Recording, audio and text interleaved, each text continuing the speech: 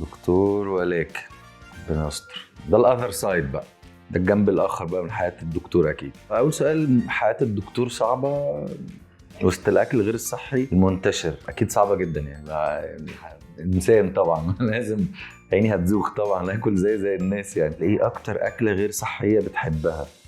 طواجن طبعا والمحاشي، مفيهاش كلام. ازاي بتتعامل بقى في الخروجات او في العزايم بتاعت رمضان؟ بحاول بقى ان انا ابقى دكتور يعني وكده، واكل قليل وبقوم جعان، وفي الاخر ما بقى يعني بس باكل، بس يعني بسيط، كميات قليله. انت كان حلمك تكون دكتور تغذيه من وانت صغير؟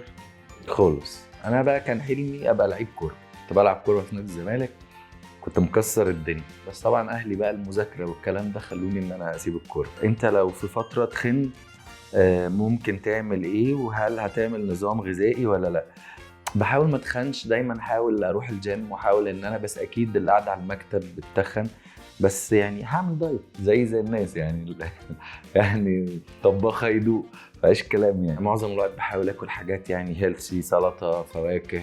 مش بحب يعني الجانك فودز قوي، بحاول اكون متزن، بس ما يمنعش ان يعني الويك اند ممكن تاكل حاجه نفسك فيها عادي. يعني اغرب موقف انت تعرضت له في العياده مع مريض؟ اغرب موقف هو بالنسبه لي اللي بيجي يعيط، يعني قبل ما نبدا اي كلام، قبل ما نبدا اي كشف، والاقي واحده بتعيطي ليه؟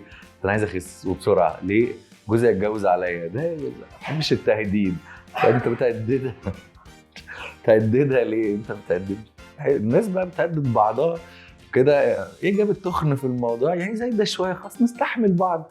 جابت لك عيال بتاع، ربت لك العيال، يستحملوا بعض شويه. طبعا في مواقف كتير غريبه. في ناس مثلا، واحده عروسه مثلا ممكن تبقى هي جايه تخس قبل فرحها باسبوع، واحد هيخش كليه مثلا كليه عسكريه قبلها ب5 ايام جاي يخس. مين اغرب عيان؟ اغرب عيان بالنسبه لي هو العيان اللي هو فاهم كل حاجه في كل حاجه، يعني ما ادكش فرصه خالص ان انت تتكلم. قبل ما تيجي تقول له بص انت انا الحرق بتاعي كويس جدا، طب وعلى فكره عندي نقص في وانت انا ما باكلش اي حاجه في اي حاجه، ومنتظم جدا، وبلعب رياضه، وكل حاجه زي الفل. طب انت ايه اللي تخنك؟ ايه اللي جابك؟ انت ليه؟ اكيد في حاجه غلط بتعملها.